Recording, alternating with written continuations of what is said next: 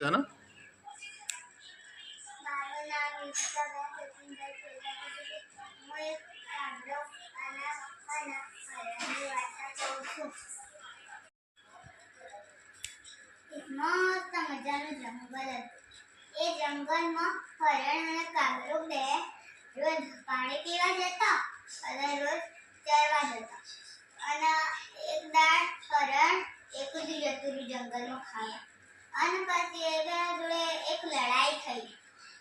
અને પછી એક દાડ હરણ આવતું હતું તે ઉપરથી શિકારીએ જાળ માર્યો. અને પછી હરણ તો ફસાઈ ગયો. અને પછી કાગડાએ કીધું ભલે હું ભાઈબંધ છે ના આવ્યો. તે કાગડાએ તો શોધવા પડ્યું. તે પછી એ કાગડો તો શોધવા પડી ગયો.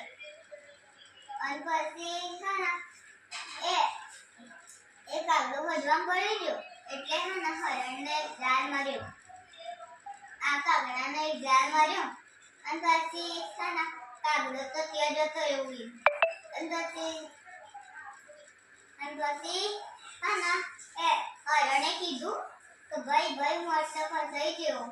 તે કાગડાએ કીધું ઉભો રાહ હું કશું કરું. તે કાગડાએ તો એટલી જલ્દીમાં છૂટી લીધું. અને પછી એ કાગડાએ કીધું કે જો ભાઈબંધ શિકારી આવે ને ત્યાં મરવાનું એક્ટિંગ કરવાનું. અને પછી એકદમ શિકારી આવે ને સવારે એટલે